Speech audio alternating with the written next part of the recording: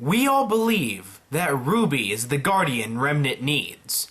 Ironwood believes that Penny is the guardian Remnant needs. In the latest episode of RWBY, Volume 3, Episode 5, it was hinted that Pyrrha may very well be the guardian that Remnant needs. But I'm here to tell all of you that they are all wrong.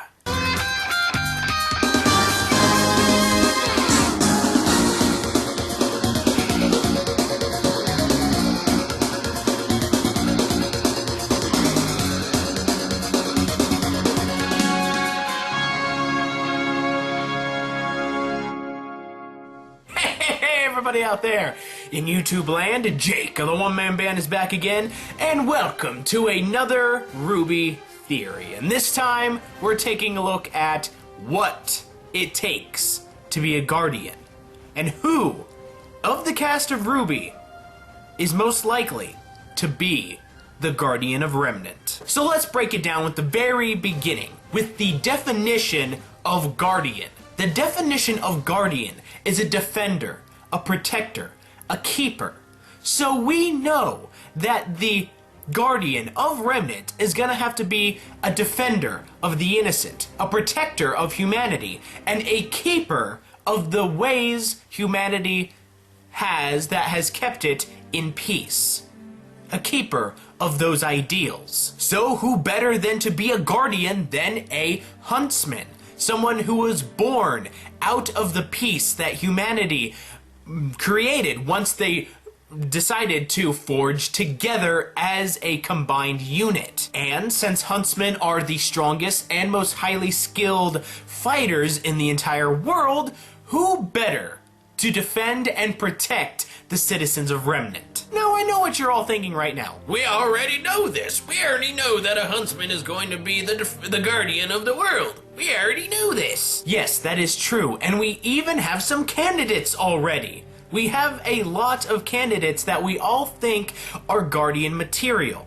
But let's break it down on what these candidates need in order to qualify. Well, we know that they're going to have exceptionally amazing fighting skills. We know that the Guardian of Remnant is going to be a defender, a protector. So they're going to have to be able to defend and protect the citizens of Remnant from the evils that seek to destroy it, whether that be grim or evil humans. So we know that they're going to have to be good at fighting. We can also assume that they're going to be a figurehead to almost every single kingdom. They're going to be looked up to and almost idolized. So they're going to have some form of social skills. They're going to have to be able to probably give speeches, be able to rally troops, and be there, like maybe for important dinner parties where they have to,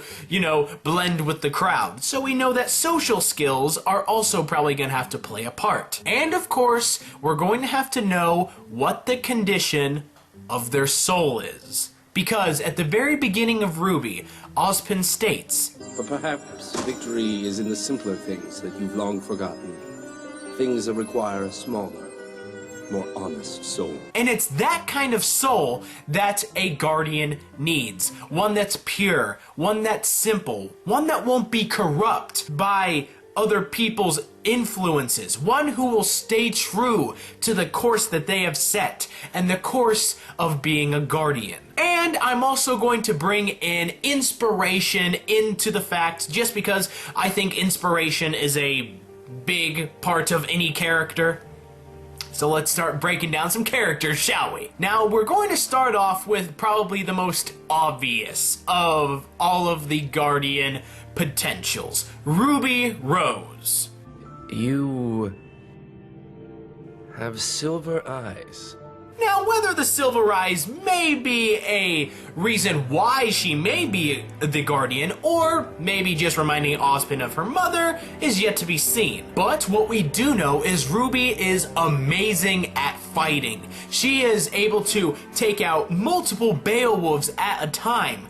And even though she lacks in martial arts skill, her skills with her weapon Crescent Rose are second to none. And she can take out practically almost anything that gets her in her way. Bigger enemies she does have a bit of trouble with, but with a few years of training, I'm sure that she'll be able to take out giant Deathstalkers real easy. But, however, Ruby's social skills aren't all that strong. As we know, back in Volume 1, she was very reclusive, she didn't do well with making friends, but as we've seen, as she grew up until present in Volume 3, she has made friends. She's gotten better at being social.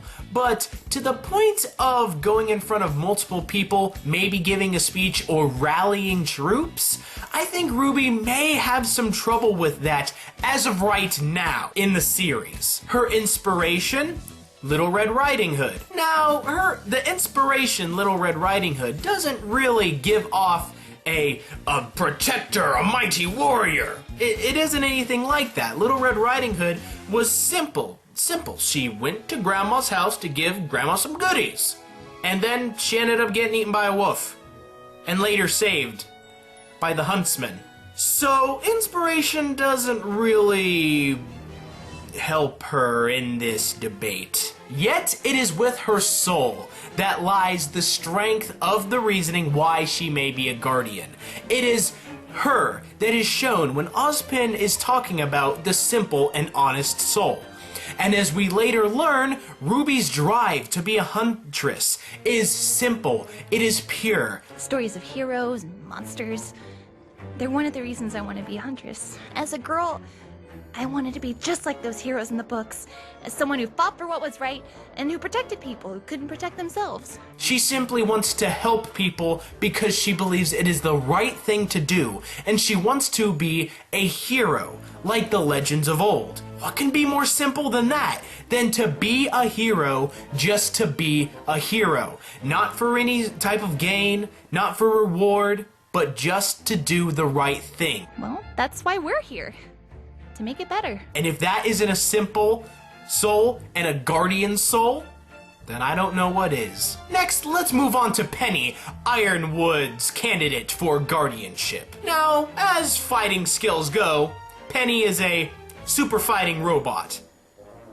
Almost like Mega Man. We've seen her take out multiple White Fang militants with total ease. She's taken on huntsmen in training during the tournament with total ease. She hasn't come across anything that has stopped her or slowed her down. She's even stopped a truck going almost full speed with her body. But that's probably just because she's a robot. Now, again, with the social skills with Penny, hers are almost are worse than Ruby's. Penny has been restricted to other human contact, and although she may be trained up by Ironwood, and that may help her in some ways, training doesn't help when you meet the enemy. Well, it does. That came out wrong. What I'm trying to say is, as much as Ironwood can tell Penny about the world and about people, Penny will only learn about people and about the world by experiencing it, and she's barely been able to do any of that. It is only recently that she was able to walk out amongst public, but only when she had a handler with her. She tried to go off on her own both in Volumes 1 and Volumes 2. She is naturally curious, and that may end with her getting into some trouble in the end, but we know that she wants to learn and she wants to know about the world. And if she is going to be the guardian of the world, she knows that she's going to have to know about it. Her inspiration is Pinocchio. Now you may think, oh, Pinocchio, not that much really there. But Pinocchio saves Geppetto. Pinocchio goes out of his way, sacrifices himself to save his father. Now, that kind of warrants a little bit of guardian and protective ship qualities from the inspiration, in my eyes. Now, on the realm of a soul, we don't know much about Penny's soul. We know that she is a robot that has a soul, but we don't know how simple it is, or what her exact ambitions are, or even if she even has any. She's a total blank slate, and the point is that her soul could just be her soul and her drive may just be to be the perfect fighting machine. And that's not exactly what a guardian is supposed to be. Yes, a guardian is supposed to be able to fight off evil, but there are times where a guardian is going to have to help people. Instead of going off to fight the enemies, they're going to have to stay behind, maybe help wounded, or help bolster up the defenses for the next attack coming. Penny may be the perfect fighting machine, but she has a lot to learn before she knows what it truly means to be a true guardian. Alright, let's move on to Pyrrha. Now, when this video is being made, the latest episode of RWBY that has come out has been Volume 3, Episode 5. Never Miss a Beat. And that episode ends with Ozpin talking about his potential candidate for being a guardian, and it's showing Pyrrha. Now, this could be hinting that Pyrrha may be a guardian, or it may just be hinting at her going up to Ozpin's office, but that got me thinking. Let's look at the facts on how Pyrrha may be a guardian. We know that her fighting skills are second to none. She is the undefeatable girl. Both using her semblance and her fighting skill is combined is almost unstoppable. She's taken on teams of huntsmen by herself and won. She's taken on Grimm by herself and won. She's won multiple tournaments, and she is so popular that she has been posted on boxes of Pumpkin Pete's marshmallow cereal. Now, as far as we know, Pyrrha's social skills are phenomenal. She's been surrounded by people that have always looked up to her, loved her. She has been an icon and a celebrity, so she knows how to work with people, and that actually is good for her in the fact that she may be the guardian. Her inspiration is Achilles, the Greek hero of the Trojan War. Now, sure, Achilles was a great fighter, and he was nearly unbeatable, but in the end, he was defeated. He was defeated by the one weakness that he had. Now, he may have been a great warrior, but on the realm of being a guardian, he didn't truly protect anything. He was mostly just one of the greatest warriors and a good killing machine. Whether that transferred into Pyrrha is totally up for grabs, but inspiration-wise, it ain't that strong. Now, we don't know much about what Pyrrha's soul is like, but what we do know is that she has a genuine drive to fight and to help people, due to the way that she acts and due to the way of how she's lived her life. She has always lived her life surrounded by people who have put her on a pedestal. Therefore, they saw her talents as a fighter, and she embraced those talents fully. And even though it ostracized her from forming any good relationships with people, she was able to be one of the best fighters out there. So, to be honest, her soul and her objective is a complete mystery. We don't know if she just wants to form a good relationship with someone, or if she just wants to fight. I mean, I'm talking about truly. But now we're moving on to the fourth candidate that I'm bringing up in this video. The one that I think may in fact be a true guardian. I'm talking about Jaune Arc. Now, his fighting skills, I'll admit, aren't all that advanced as the other candidates, but he is getting there. He's getting private tutelage from Pyrrha, probably the best fighter out of all of the potential guardians. And he's been able to hold his own during the tournament.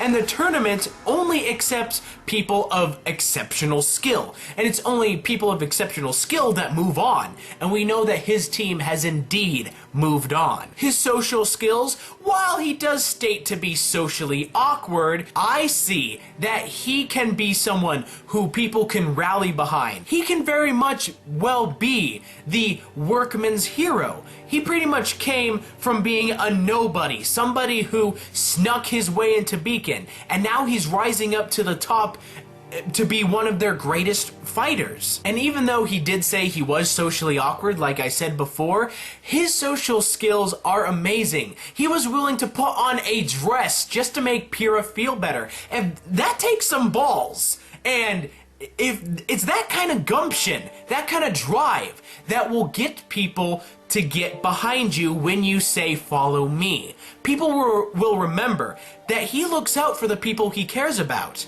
I will follow him. And this may be from his inspiration, which is Jaune Arc. Now, who was Jaune Arc? She was the woman who disguised herself as a man to rally the forces of France to help beat back the English invasion.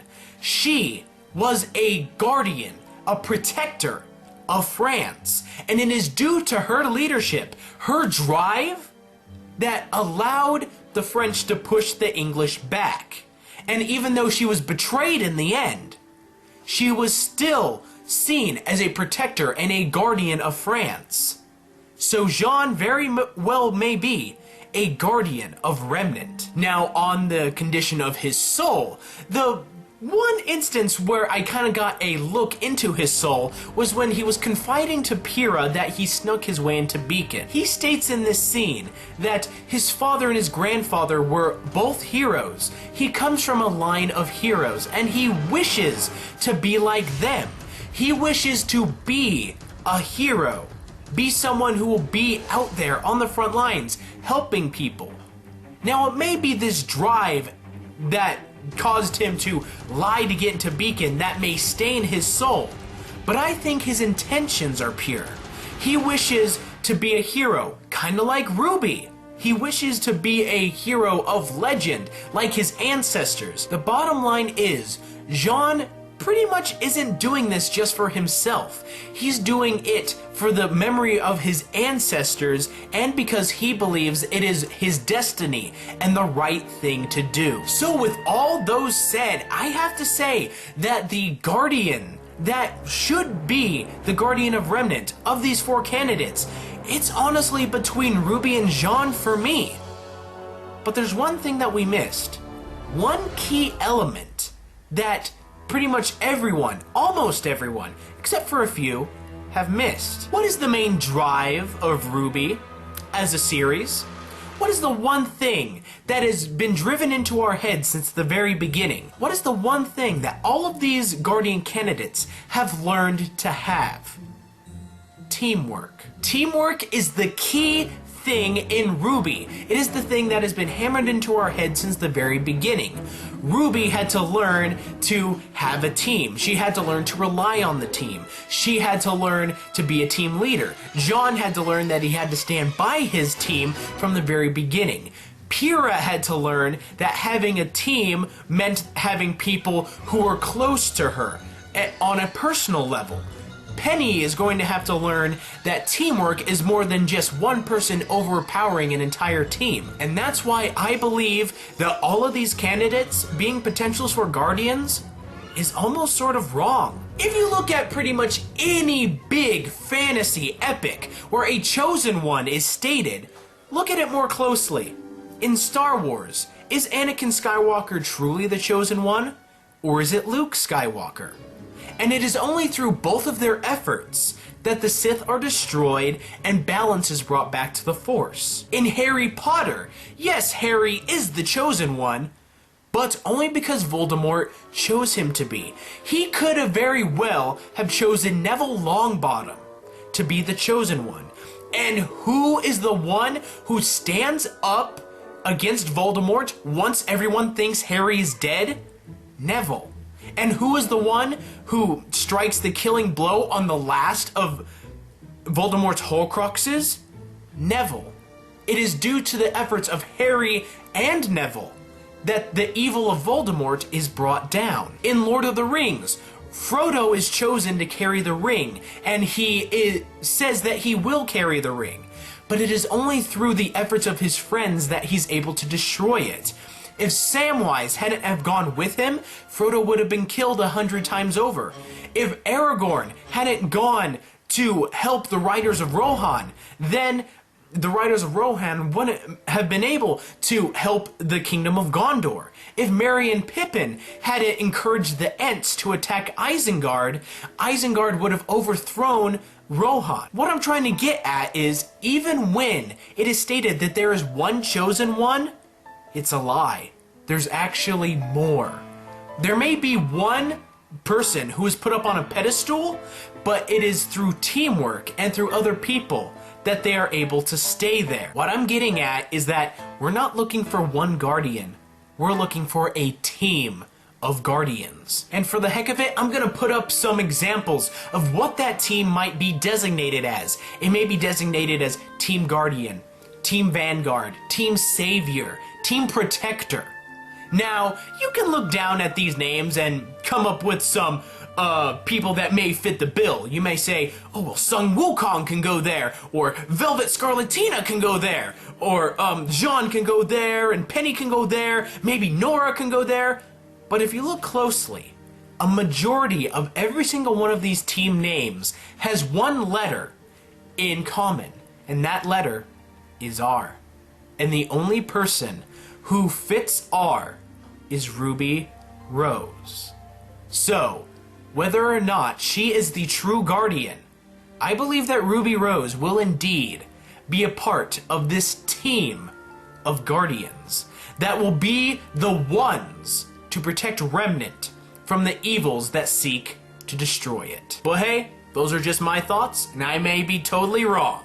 Only time will tell.